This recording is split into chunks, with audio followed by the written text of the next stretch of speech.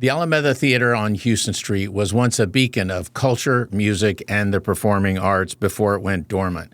Launched in 1949 by the son of the bootmaker, Sal Lucchese, the Alameda is set to shine once again. Donors are stepping up, construction has already begun, and the clock is ticking for the doors to open in 2027. Joining me today to help explain where the campaign is, what progress has been made, and what the theater looked like are Pete Cortez and Trey Jacobson. Pete is the CEO of La Familia Cortez Restaurants and the current chairman of the board of the Alameda Conservancy.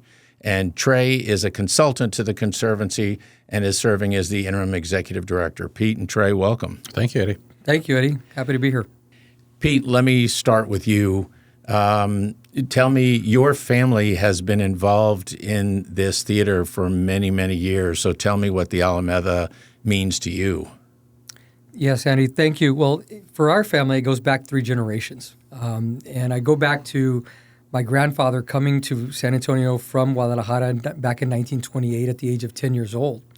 And then kind of fast forwarding to 1941 when he opened our first restaurant in Market Square, really a 3-table food stall, Jamaica number 5, with money that he was lent, $150 that was lent to him by an aunt who actually owned a little grocery store by the name of Villa del Carmen, where the downtown UTSA campus is. So just to kind of get some context geographically. Yeah. And, my dad came along 2 years later in 1943.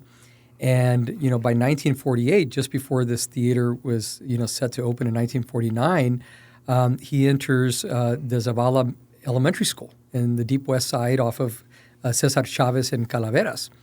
And as a person who grew up with Spanish as a first language and then going to an elementary school with a non-Latino elementary school teacher and being told, you now need to speak English, that was a real important moment in his life. And I think for him, it was almost an identity crisis in terms of I grew up a certain way. Now I'm being told that I need to speak a different language. And I think it was just something that was very innate in his DNA about culture. And at some point, this great aunt of his was somebody who had been here for a while and had established roots in San Antonio and very much wanted to make sure that the family remained rooted in culture. And so one of the ways she did that was taking my dad to dance classes along with my uncles and also to shows at the Alameda Theater. And that's when my dad got to really experience that gran época de oro of the Mexican cinema. Golden age of cinema. Yes, back in the 1930s all the way into the 50s. You're talking about Maria Felix and Jorge Negrete and Pedro Infante and Agustin Lara.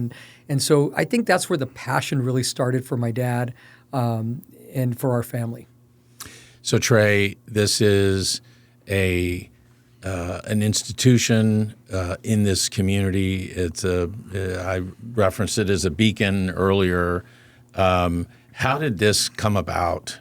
How did it get built? Whose idea was it? So, you mentioned that Gaetano Lucchese, who was Sal Lucchese's one of his sons. He was responsible for a company that they collectively owned named Zaragoza Entertainment. They had a number of Spanish language movie houses in San Antonio, predominantly on the west side of San Antonio. And he saw the Majestic Theater and some of the other grand movie palaces that we had at the time, and he wanted to emulate that. And he wanted to do it in a way that celebrated the connection between San Antonio and South Texas and Mexico. And so he worked with a local architect, in fact, at the time, a fairly famous architect in Strauss-Nefecht.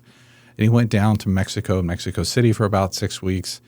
It was a time when you couldn't really fly and you didn't have the internet. So he went down and studied it and sketched it and took some inspiration from some of the Art Deco inspired theaters that were there. And he designed what's known as a streamlined, modern designed or style of architecture that ultimately became the Alameda. But it was Gaetano's vision to create this place that celebrated this unique relationship between San Antonio and Mexico. And in today's parlance, the building would be a mixed-use development because it had retail on the first floor. It, of course, had the theater where there was cinema and entertainment, and then even later on there were broadcast TV shows. But then on the upper floors there were office spaces that ultimately, in fact, when it started off, the Mexican consulate was in the building. We now refer to as the Hispanic Chamber of Commerce was then I Mexican. was on the board when it was office there. Yeah, but even back in 1949 when it opened, the Mexican Chamber of Commerce was there, as were a number of later on in life. In its life, it had famed San Antonians like Henry B. Gonzalez office there, and it was the home to where a lot of the Mexican American civil rights efforts started. MALDEF's first office was theirs. The Mexican American Legal Defense and Education Fund. Yeah, thank you. And so it was at the time and throughout its life really a center point for Mexican and Mexican American culture, entertainment, arts, and commerce. Gaetano's vision of the building was it would be almost like a World Trade Center for Mexico. And that's what it succeeded at. And so that's how they got off the ground. It was designed and it started construction in 1947. It opened in March of 1949. And, it flourished through that golden era of cinema. And it wasn't just an era of cinema, though. Most of the stars that Pete referenced earlier came to San Antonio. They performed here. This was the preferred performance location for a lot of the stars that were coming out of Mexico or Spanish language performers. And then, sadly, the theater, we don't know exactly when, closed in the 1980s, which if you think back upon the fact that as a movie house had 2,300 seats for one screen. Wasn't it comparable to the Majestic? It was comparable. In size. Yes. In capacity. Yes. At the time, it was, and that's what the Majestic presently now has is around 2,300 seats. But back then, it was roughly 2,300 seats for one movie. And you couldn't compete in an environment that started off in the 70s, 80s, and we see today, which was kind of the multiplex theaters around town. So it wasn't able to survive despite efforts to kind of rekindle and reopen it. And so it ultimately closed sometime in the 80s. And, Pete was reminding us earlier in some private conversations that many of these theaters failed during that time or before that time. And even the Majestic Theater struggled before it was ultimately revitalized. And so there were efforts to try to preserve those buildings and try to re-energize those buildings. And so in 1995, when there was some threatened risk of demolition of this important historical and cultural building to San Antonio, the San Antonio City Council came in and purchased it for the sole purpose of preserving it with the intent that it would ultimately be re-energized. And that happened in 1995. So that's kind of what started our journey. Well, you talked about going into dormancy and what sort of caused that and the multiplex cinemas. The Alameda produced a video not too long ago that goes through some of that history.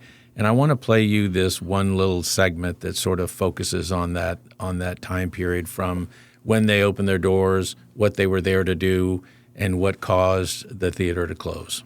It was one of the last grand movie palaces built in the United States before smaller suburban cinemas began to emerge. The theater was a vision of Gaetano Lucchese, a philanthropist and son of the famed San Antonio bootmaker Sal Lucchese. Unlike other cinemas of the time, Lucchese sought to create a Spanish-language theater that celebrated Mexican culture. The Alameda Theater was the only fully desegregated venue. For this, it was considered by many to be the people's theater. Well, I think the Alameda was a symbol, not just for the Hispanic community, but for the entire community of why there is richness in the confluence of cultures.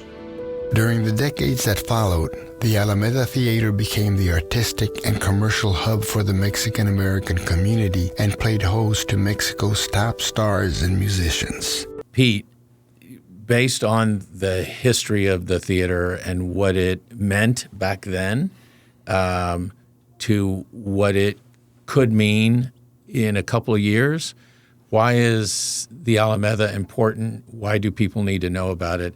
And why should people get involved in this campaign?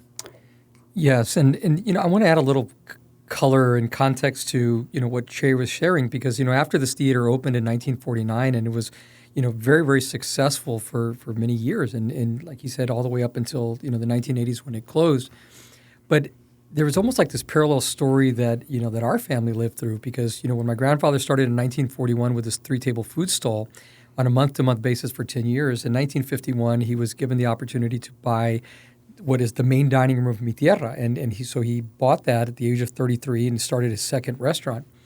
And in 1961 he was given the opportunity to buy the entire 200 block of Produce Row, only to find out that the state was coming in and the city was coming in with urban renewal and saying, hey, we're getting ready to knock down this whole neighborhood and we're going to modernize everything. And, you made a horrible mistake because through eminent domain, we are going to, buy you out and we're going to take this out. We're going to build highways. And I think that's where, as a family, my grandfather wasn't an activist by nature. He was an entrepreneur, but he had to get involved. And so you think about, Trey was mentioning, the Zaragoza amusement company, entertainment company.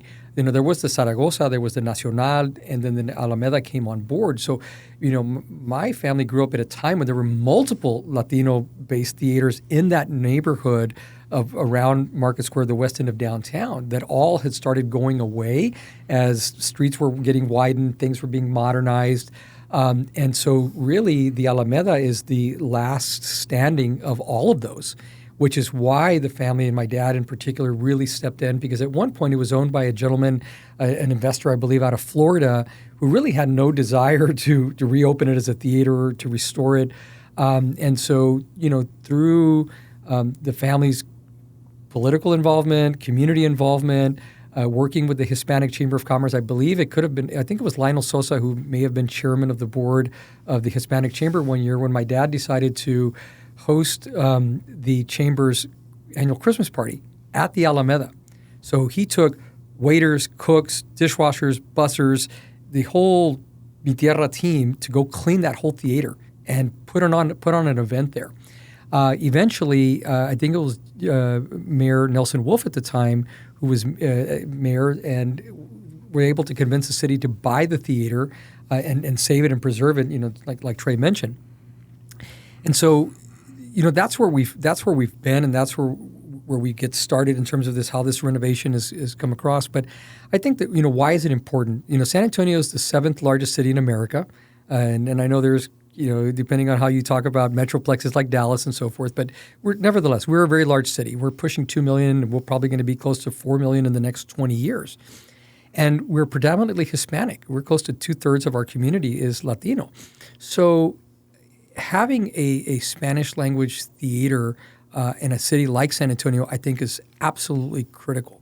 And I know we've always talked about it in terms of, what the Apollo Theater means to the African-American community in New York, which was founded back in 1914. And so I think that's why it's important, because this is the last, theater that's still standing. And we have an opportunity to bring it back to life. Now, obviously, a lot has changed in the last, 40, 50 years. The reason we had 2,400 seats is because big guys like me couldn't fit on them today. Today's we've grown as a country. we have definitely grown as a country, and so it's important that we understand that there's even from building codes and things like American with the Disabilities Act, and the fact that it didn't have the elevators and all those other type of things. There's so much renovation that needs to take place, not the least of which is now we're living in this 21st century with digital technology. And so I think that in some ways I am almost happy that we weren't successful necessarily in opening this theater back, in 1995 or so, because I don't know that we would have been able to have built the kind of theater that our community deserves, and to be able to fulfill the mission that we have for this theater. Not only from a digital aspect, from technology that will be included in the theater, but to your point, I think also more people are aware of the value of the theater, and more people are getting engaged, and they're stepping up and donating. Trey, to Pete's point, the capacity in the new Alameda will be about half of what it once was. So describe why that is. Sure. So other than Pete and I being a little larger than we used to be. A critical thing about this project is that we're converting what was a movie house to a state-of-the-art performance venue. And when you think about a movie where you go to see your movies, you're either looking up at the screen, and so the seats are below looking up, or you're maybe looking horizontal. A theatrical facility is the opposite. You're looking horizontal or you're looking down at the stage, whether it's for a concert or a play or whatever the particular event might be. So we've had to actually reshape the entire auditorium to be able to lift it and reshape the floor of it and restructure the balconies to actually create the seating facilities for a performance venue. And by that, you've already poured concrete inside there to lift the seats and to add the ADA compliant ramps and some others. Well, doubled the size of the stage. Yeah, we expanded the size of the stage. But also the seating is literally larger with more leg room for people to be more comfortable in it. So in the totality of all that, it's about 1,100 seats versus 2,300 seats in the full seated capacity. There's also some elements that rather than your just kind of traditional theater seats, we've created what is kind of the current state of the art where it's more relaxed seating where you have... Okay, hold on. This is my favorite part. This is the part that I'm looking forward to. And up in one of the balconies will be lounge-style seating where you can be sitting at a table for four, having a conversation and a cocktail or a non-alcoholic drink, but just enjoying the conversation and being with your friends or family while you're also listening to the music. That's right. And oftentimes, those types of facilities have emerged here in San Antonio at different events like Port San Antonio, the Tech Porter facility, right, as well as even the Aztec. They have, and to some degree, even at the now Majestic, they have some of these more casual seatings where you might have a couple of chairs or a table or a banquette sofa type of arrangement. And we have some of that also built into the facility because those are highly desired. They're more comfortable in some respects or give the flexibility. And at the Aztec Theater, they're considered the VIP seats. And so we've incorporated those because those are what kind of the state of the art in theater design. And the area that you're referring to, the name of that is La Terraza, which is at the very top of the balcony, which provides again a great view of the performance space, but also creates more of a casual and really attractive entertainment area. So the combination of all those things have really kind of reduced the total number down. Now we have a lot of flexibility in the theater and the way it's designed because it's designed by one of the top theater design teams in the country. And for example, the entire lower floor right in front of the stage itself, all of those seats are easily removable. So we could pull those seats out and we could set them for tables for, say, a dinner, or it could be a dance floor, or it could be, it could be set up for a number of different arrangements. And then also some concerts are what they call general admission or GA, where there's standing room in front of the stage. We have all of those options for the particular show or a private event or a birthday party or quinceañera. All those things are really been contemplated as we've designed the theater. So the seating capacity, once it's full seated, is around 1,100, but it can actually go up and go down depending on how we set it up. And then at some point, correct me if I'm wrong, but didn't Michael Kaiser from the Kennedy Center come down, analyze the theater, and say, this must have been a movie house because it's not a show for productions because you don't have a deep stage. So then the stage was... So Michael Kaiser, originally the executive director of the Kennedy Center, he ultimately went on to do consulting around theaters and around the country. And he, in fact, worked in the Tobin Center and some of the early, programming and scope for that. He did such a good job and impressed so many people that he got put onto this project early on, but even long before I got on board.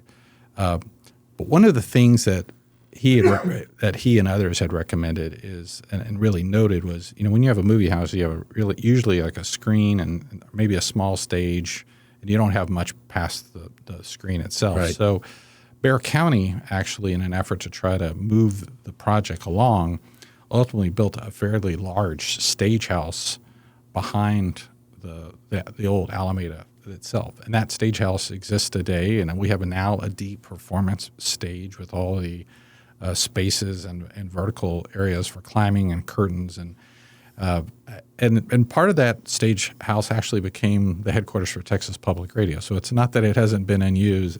It's really a vibrant place.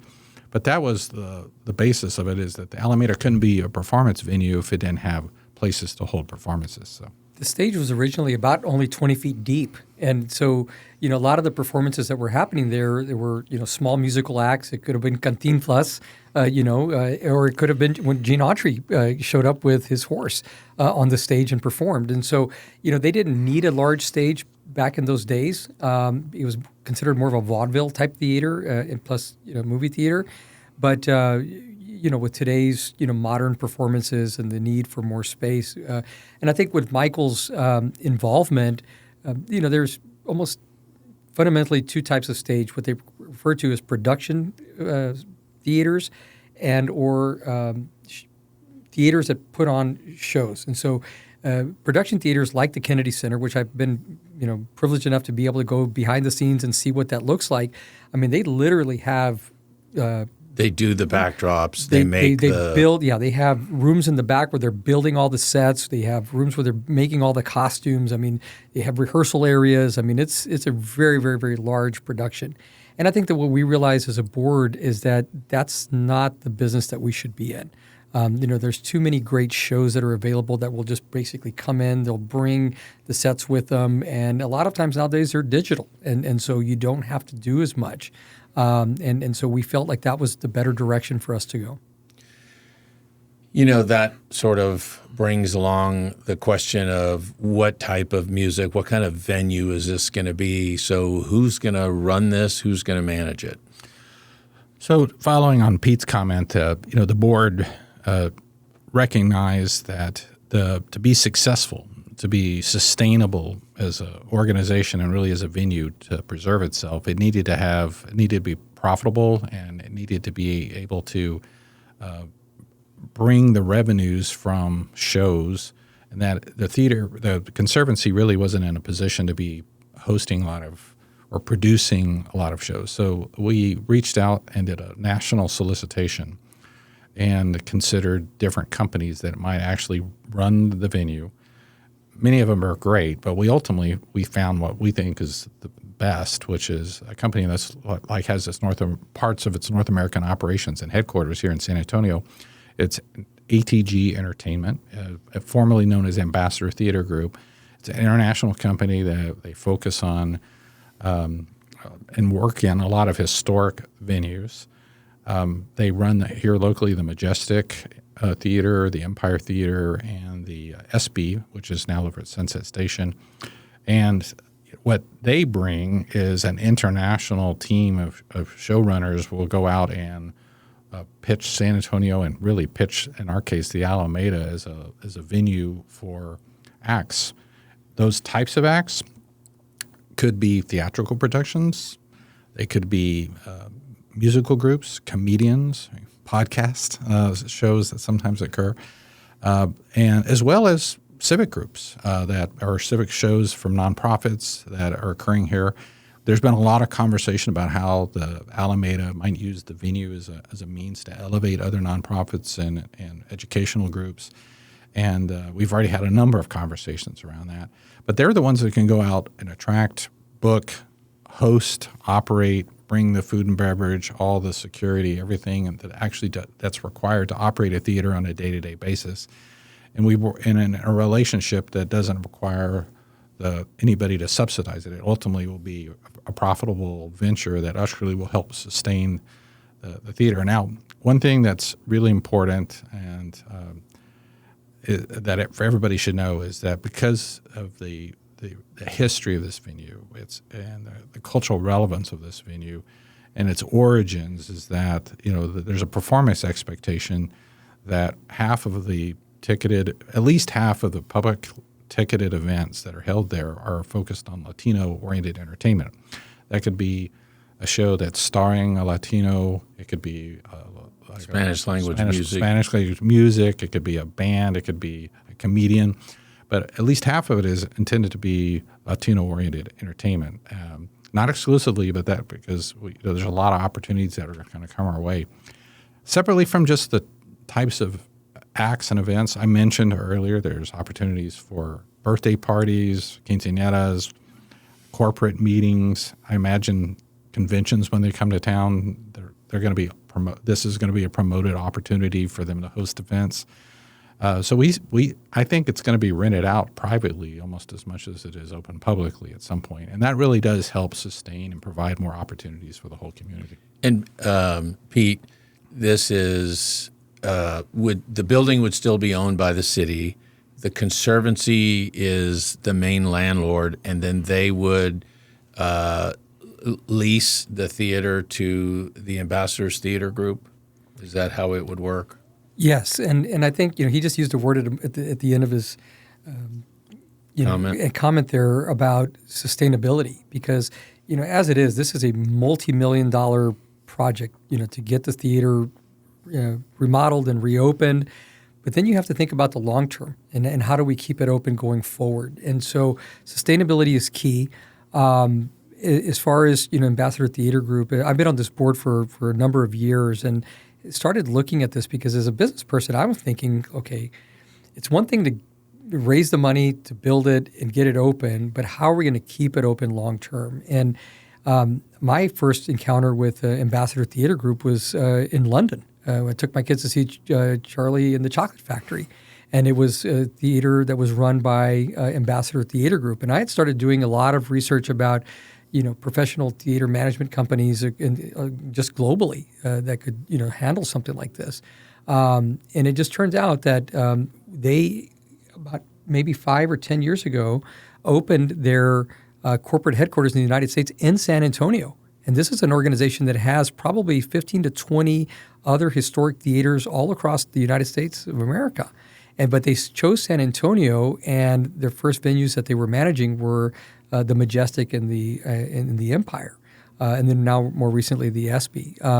So I think we've got a great partner. They've just recently bought a company or two companies in Spain, which I think is going to really, really enhance their ability to bring the kind of programming that we're looking for. And I will be honest with you and tell you that there was a lot of discussion about the amount of programming that was, Spanish-speaking or Latino-oriented. I think, for some of us, somebody like me, I would say, like, if we could, we'd love to have 100%. But we also want to, leave the door open, and we want to be a diverse venue. But as it said in the video, this is the people's house, so it belongs to everyone in town. Absolutely, but we have events. We have venues like the Majestic, like the Empire, like the Tobin, like Portec. I mean, that serve our community, and so I feel like it was one of those things where, when hiring and interviewing these companies, there was a little reluctance about what they could commit to, and so what we have done is we've established this at least baseline of at least 50%, and hopefully more. As a board, we will have ongoing input with the programming, and it's a relatively short contract, and so if we feel like if they're not doing a great job, well, then we'll be able to go back to the market and bring somebody else in.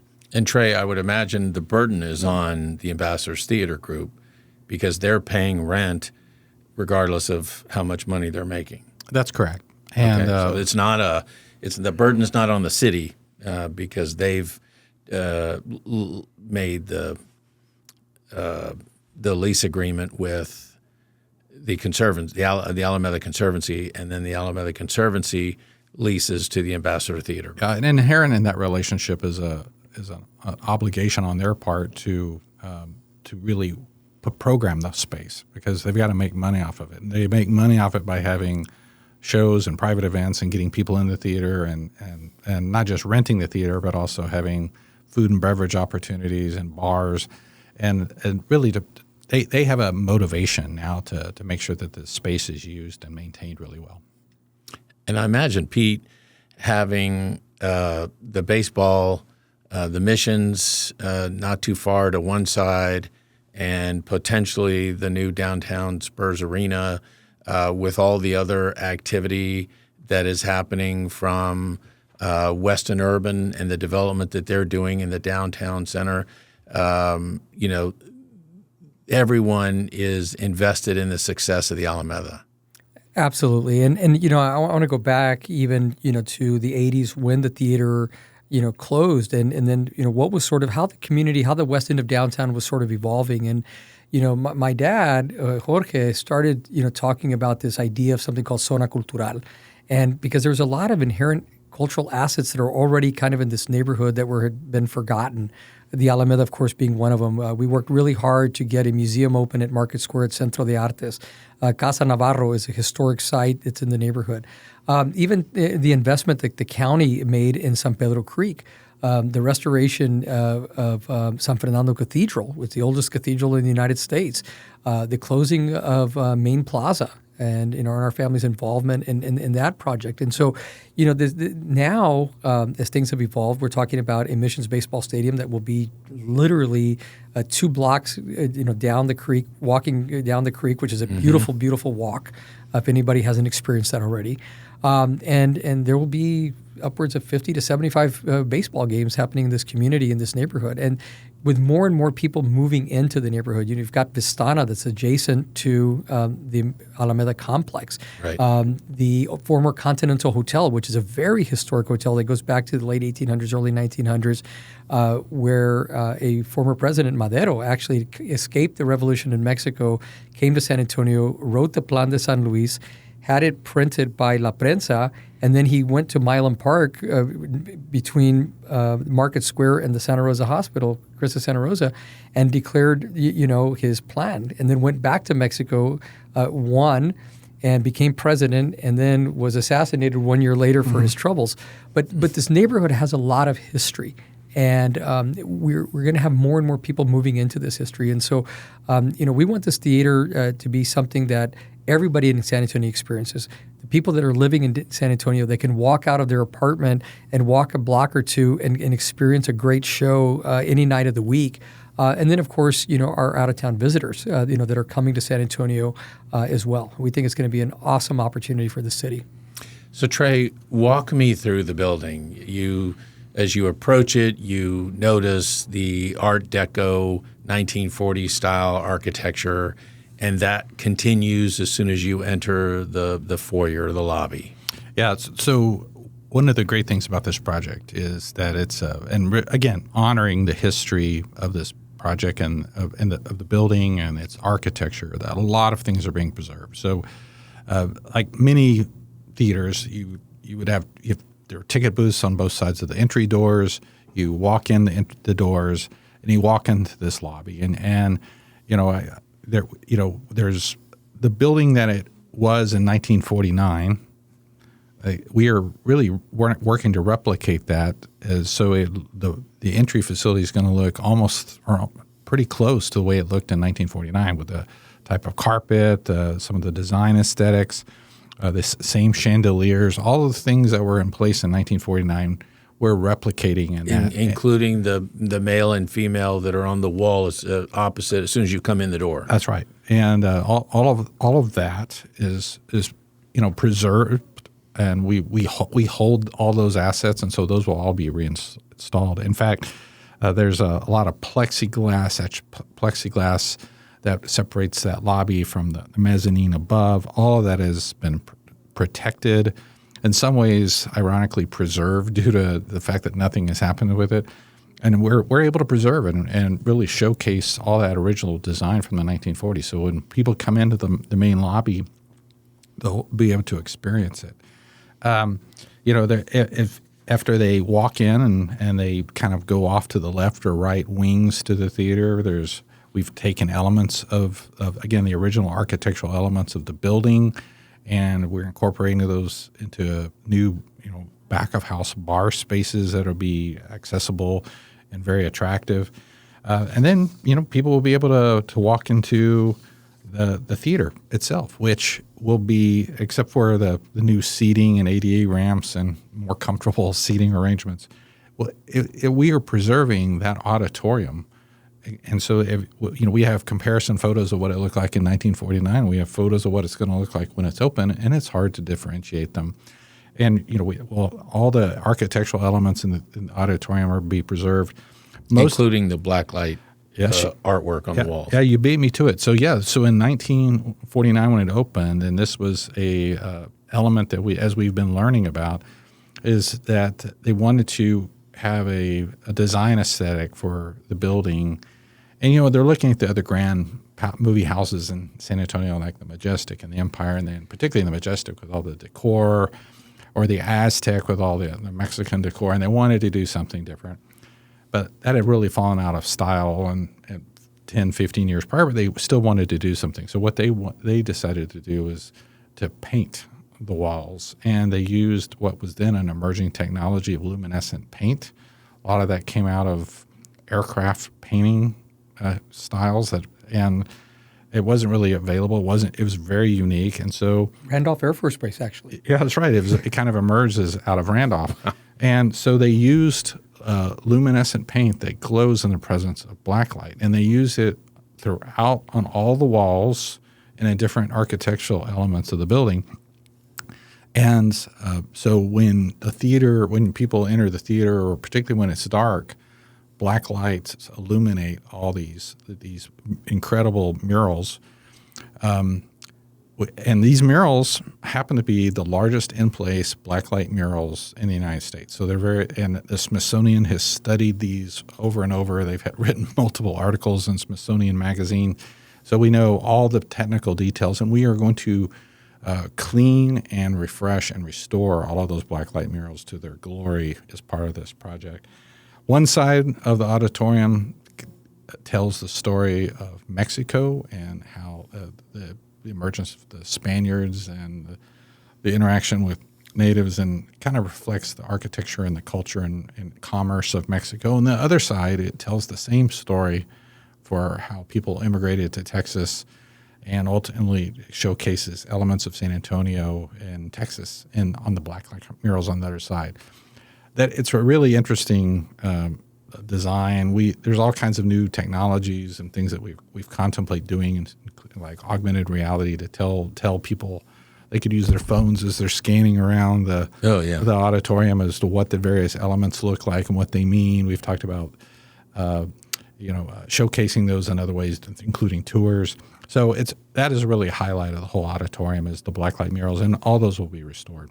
So, and then I just should say that in the upper levels of the theater, we've added new kind of spaces, really beautiful, attractive, I'd say elegant spaces that provide kind of social and bar service types of spaces on every floor going up the building. So we're in some ways we've expanded the size of the theater by adding these spaces, but it really makes it I believe when it opens, it'll be one of the premier venues because of all these spaces that we've. So those spaces will be available. Like if you're at a show, you can go into that restaurant or that bar or that. That's right, and then there's at least one of those, particularly for the balcony in the La Terraza, which we mentioned earlier, where. And this is something that happens today, that people who go to an event that they want to elevate their experience, they might be able to buy early access to the lounge, and they get access and maybe a free drink or two or some tapas and things to enjoy before or afterwards. And so it's a unique opportunity to enhance your evening and enhance your experience with the theater. Any other unique or interesting components to the theater? There are so many. One I think Pete wants to talk about is, we built into the theater originally is a unique space. I call it a multi-purpose space, but it really serves the option of serving as a classroom or for educational purposes, or how we, it could be used for small civic meetings. I don't know, Pete, do you want to? Sure. Well, and I was just talking about some of these VIP spaces. A lot of these VIP spaces are going to be on the north-facing side of the building, overlooking San Pedro Creek, overlooking the new baseball stadium. They have beautiful views of the city.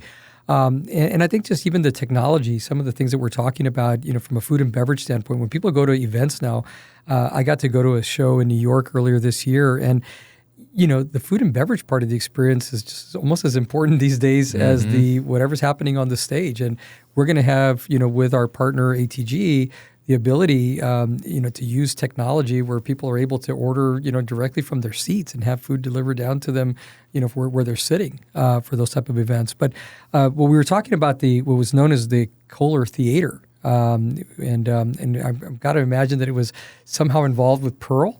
It's a smaller venue. It was sometimes used as a small theater for smaller productions, but we've really identified it as an opportunity for educational purposes. I think one of the things that we want to do as a conservancy is create educational opportunities. I think even, you want to make the people's house accessible to the people. Absolutely. And especially, from a cultural standpoint, when you look at, for example, media, you look at Hollywood, how many Latino artists are really out there? How many Latino directors and producers are behind the scenes?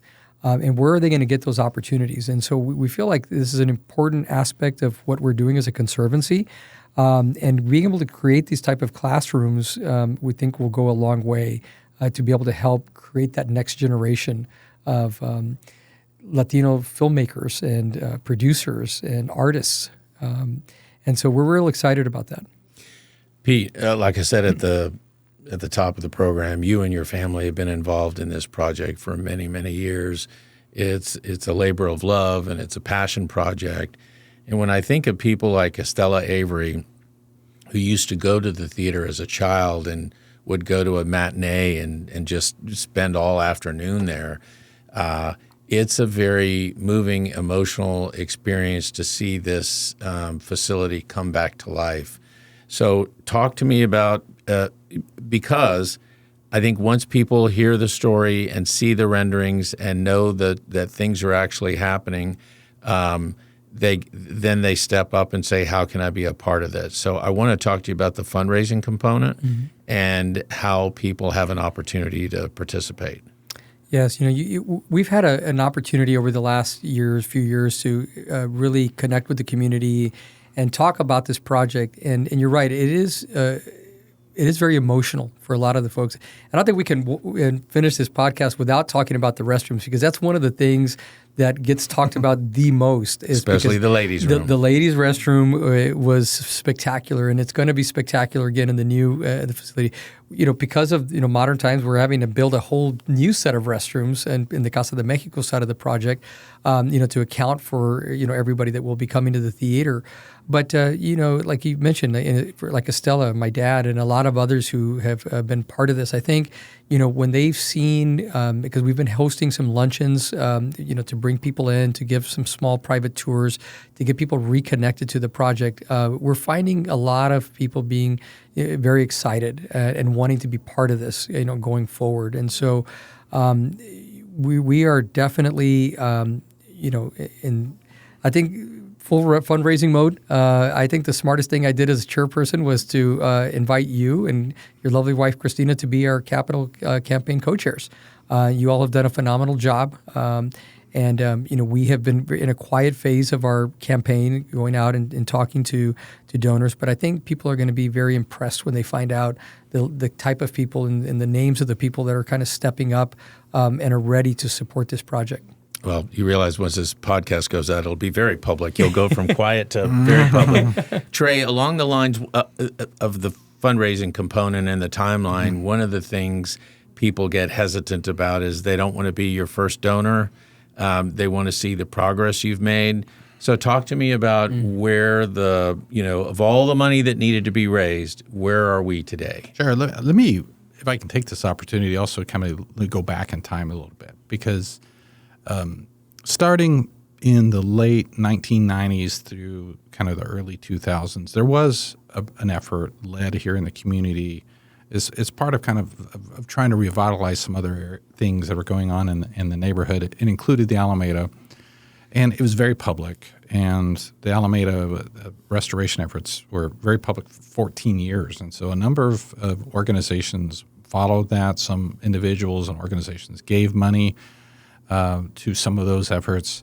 And, I guess more succinctly, it was a failure to launch. It never really got off the ground. And one of the things is we've been engaging with the community, and I know Pete's heard this, you've heard some of this as well, is this kind of, I guess, circumspection around whether or not this project's actually going to go anywhere. And I think it's important to differentiate why this effort is different. So first and foremost, the city and the county have stepped up in a very big way to try to move this along. Collectively, they have put in close to $25 million in funding to support this. This is in addition to some of the other stage house investments they made 25 years ago. They really stepped up because they understand the importance of the theater. So we're starting off with money that we were able to, when I say we, the Conservancy and the board, were able to go hire the top theater architects and programmers, people like Michael Kaiser and a historic preservationist, to really do this project right, for it's something that the community could be proud of, and that it's a self-sustaining venture and it's going to last over the long term. So there's been a lot of intentionality that's gone into this project. Part of that intentionality is preserving the history of it, and because of the efforts that we were able to tap into a big chunk of tax credits, federal and state historic tax credits for the project, which really pushes up to about, right now, 75% of the estimated project, which is, and for disclosure, the estimate to open this building is $62 million. And we have 75% of that money already in hand. Some of that work, some of the money has been spent on some of the early construction. The board found it was efficient and made sense and saved money to do a lot of things during COVID. And so one of which was because of concern over supply chain backup, was buying a bunch of the HVAC equipment. Yeah, so because things change over time, we needed to really lock that down. But we were also, when streets were closed, we were able to go dig our utilities and do environmental issues. So the board was really strategic. Re-roofing how many acre project is this? It's like 4 acres or 5 acres. There's a lot of roofs on that building, and the building needed a new roof because it needed to be dried in for the project. And so there's a lot of work that we were able to do to preserve, protect, and kind of move the project along. We still have money in the bank to do some things. But we really, at this point, we're focused and kind of in the next 6 months about putting together a final financing plan and doing the fundraising. The fundraising that we are trying to accomplish right now is $17 million. And you started this segment by mentioning that fundraising is a strange beast, and some people want to give their money at the end of the capital campaign. Some people don't want to, or institutions don't want to give money until others have done so because they feel comfortable that they can defend their decision, and some of the others just they'll be second, but they don't want to be first, and because there's just a concern about they want to use that opportunity to kind of leverage others in the project. So we have been working as a team and have been, as Pete alluded to, really kind of engaging over the past year or two, building and curating the relationships and understanding that this is a different project than it was 25 years ago, and why it's different and why we think it's going to be successful. And I wait every day for the first domino to fall on the fundraising because we're so close to really kind of like making so much immediate headway on our fundraising, because it'll be fairly quickly. We're anticipating that we will have everything in hand, or the pledges that we need in hand, to be able to financially close and start construction in the early part of next year. So I appreciate the fact that you kind of led off with the notion that this is happening, because it is. There's been a lot of effort. We have full construction drawings. We have management teams on board. We we have everything set up to strategic plans, community engagement. We're ready to move forward with this project. And right now it's just a matter of finalizing the capital campaign. And I think a big part of it, too, is the last time people set foot in the theater, either the old seats were still there, or there was a time when all the seats got taken out to be restored, which they never got restored, but the floor was empty. And so now when they walk in, they don't recognize it because of all the work that has been done. And so that's the value of the tour, is people not only hearing the sales pitch, but actually seeing, wow, a lot has been done. And of course, the final, part, once you're done with the heavy construction, is then the carpet and the paint and the installation of chandeliers or whatever, all the final touches. All the beautiful parts are next. Yeah. Yes. And as is the technology and everything that's going to go into the building. So we have all of our contractors, our design teams, our plans are done. Everybody's just literally waiting in the wings for the final financial close. That is a complicated venture. Again, it's a $62 million project. There's a very large construction loan involved with regards to tax credits. But we're fortunate that other people in the community have been stepping up and volunteering to be advisors to the organization. Some of the top development and finance experts, we have some on board as consultants to us. So we have a lot of momentum going right now, and I feel really confident we're going to be there in the spring. So. Well, and let me just say, I think a lot of dominoes have fallen already. I want to say probably close to 50 million dominoes have fallen already in a lot of ways. Not only from what the city and the county have done, all the historic tax credit work that this is not something we just did in the last few weeks or months. These are things that have go back a couple of years. It took a lot of work to get these things. The National Park Service has to be part of this. The state of Texas, and so a lot of work has gone into this. 100% of our board has made a commitment and a pledge to this project. That I think that's really important to say as well. And we do have some high-profile donors in this community that have already, made commitments. High six figures, almost seven-figure contributions, but last dollar. To your point, that not everybody wants to be first, and so a lot of dominoes have fallen, and we are very, very, very close in a lot of ways. With I guess coming from the restaurant side of the business, this kind of works as a pyramid. We've got to identify that $2 to $2.5 to $3 million lead gift, and then everything else will fall into place. And I think that's what's probably surprised. I know Christina and I the most is it's rare that you get involved in a capital campaign where you've had this high of a percentage of acceptance. Some people say, yes, I'm interested, call me in 6 months or call me back in a year, let me check your progress. But very few people have just said no. I mean, most of the reaction is positive, and there's excitement, and they want to learn more. And then they come down and take a tour, and then they want to know, okay, where are you in this process, and who of my colleagues or counterparts in my friend group, who amongst them have already stepped up, and let me reach out to them. And I think it's important to say, too, that we're not just looking, locally. I mean, we're looking statewide, regionally, and even nationally, for the funds that we need. But at the end of the day, we want to create an opportunity for everybody to participate. And whether it's becoming a member, we've kind of talked about, the Alameda Society or Sociedad Alameda, the Centenario group. And, one of our board members has, done a great job of helping us ideate around these ideas. But we want to create a place for everybody. And even as a donor, whether it's through a monthly membership or whether it's writing a seven-figure check.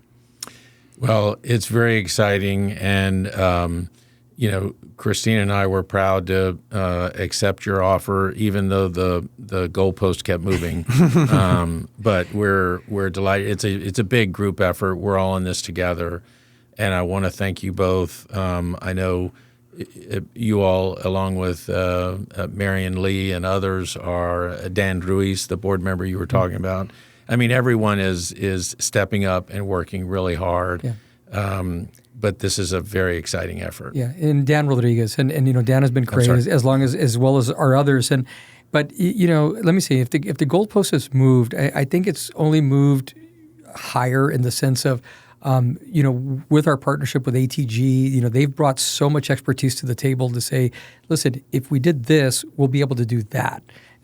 So I will say that, listen, this project wasn't always a $62 million project, but, COVID happened. We were, in fact, ready to launch our capital campaign in March of 2020 when we all started learning about COVID and decided to, suspend the launch of the capital campaign for a few weeks to flatten the curve, and that turned into a couple of months, and then a year, and then obviously the world changed, and it wasn't a time to be out in the community asking for people to contribute to this project, and so we had to to bide our time, and that kind of led to a lot of inflationary issues, supply chain issues that have really raised the cost of this project. But I think at the end of the day, this community is going to be very, very, very proud of this theater when it's open.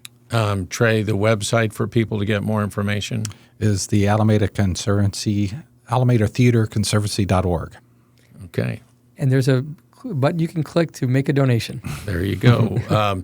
Pete Cortez, chairman of the board of the Alameda Conservancy, Trey Jacobson, a consultant to the Conservancy and also serving as the interim executive director. Thank you both. And let me hit the off switch so that we can go back and get some more work done. Viva Alameda. All right, thanks, Eddie. Thank you.